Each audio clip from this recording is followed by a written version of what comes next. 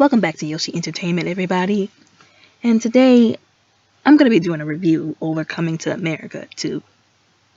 Now, it's been some time since Coming to America, the first one, came out. So this movie is a very highly anticipated movie by a lot of people. And there was a lot that happened that was, funny, cool, good. But there was a lot that happened that was... Whew, that's all I'm going to say for right now. But yeah, I'm just going to jump right into it. So, one of the opening things that happened in this movie was Lisa's father had a restaurant called McDowell's. Basically a blatant ripoff of McDonald's. And he had them all sitting down, trying different things on the menu. All had, menu items that were like puns or ripoffs of McDonald's menus. And he had the audacity to talk about some, oh yeah, Mickey D's, lawyers was breathing down my neck. And I'm like, well, yeah, man, because you kind of just, ripped off the restaurant. But anyways. So one of the crazy things was he had them trying a grass burger, like a literal grass burger.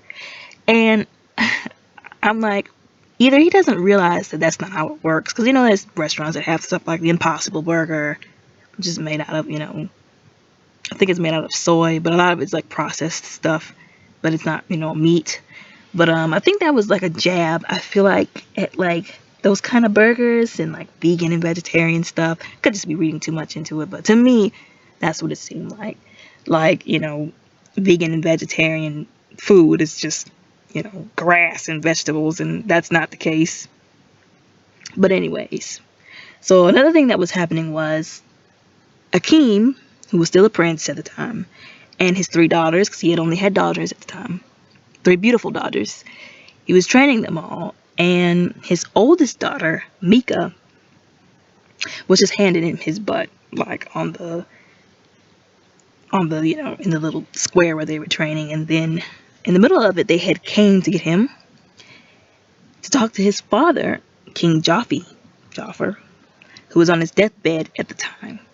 So he comes to him and he's like, so I need you to carry on the legacy, but you ain't got no son. And, kind of disregarding the fact that he had 3 daughters, because he's still, King Jafar, he had that mindset where you needed a son to carry on the legacy. You needed a son to be your actual heir. And so he was like, but I don't have a son. And then King Jafar was like, yeah, you do. And then he finally gives, Simi the death stare. Oh, and not to mention the shaman, basically the witch doctor, who they had said, oh yeah, you have a son, and drew a whole picture of him. And I'm like, so you the shaman and you're an artist? Okay. But anyways, so King Jafar gives Simi the death glare, and then Simi explains to Akeem how he has a son that he didn't even know about. Which is basically when they were back in America the first time. And Coming to America, the first movie. That night when they were at the club looking for women, interviewing them, Simi had brought home 2 women. One of them played by Leslie Jones, who basically date raped him. And that's how she got pregnant with his son and the heir to all of Zamunda. Now, whenever I saw that and I decided that I was going to do a review over this movie, I had already decided, I knew in my mind that I was going to rip it to shreds. Why is it that every time we try to have a good black movie, something goofy, crazy, bad, stereotypical like that has to be in it? Like, it really does not have to be like that. But I just wanted to say, that was horrible. Like, horrible and a very, very double standard. Because had that been a woman in Akeem's place, oh, the whole internet would be in flames. Like, that is not okay with me. Like, we're not just going to casually date rape men and then just gloss over it. Like, they really glossed over it, too. Like, they glossed over that. Like, it was okay. I mean, they really glossed over it like it was okay, and it was not. She literally drugged him and Like, there was no consent in that. And I don't appreciate how they just glossed over it. Like I said, like, there are men in the real world with real issues who have been through things like that, who can't even like say anything about it because of the stereotype and the double standard. Like, that was not okay with me. So, like, that just was not okay with me. Like, horrible. And then again, like, here we go again with them portraying the dark-skinned woman just doing the most in the worst way. But anyways, I'm gonna move on from that. So like I said, not okay with the date rape scene. Don't like how they just casually glossed over it. Not okay with that at all.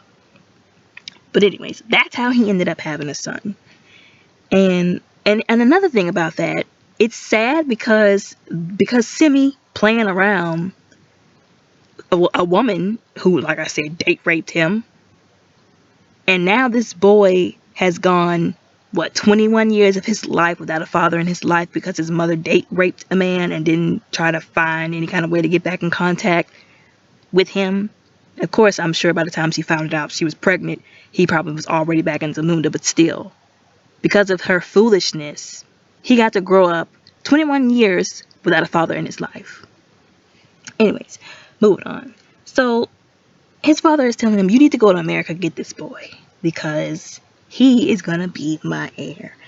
He was like, I guess. And so instead of having a funeral after his death, King Joffrey Joffer decides to have a funeral before his death. And I was like, well, that's a bit different.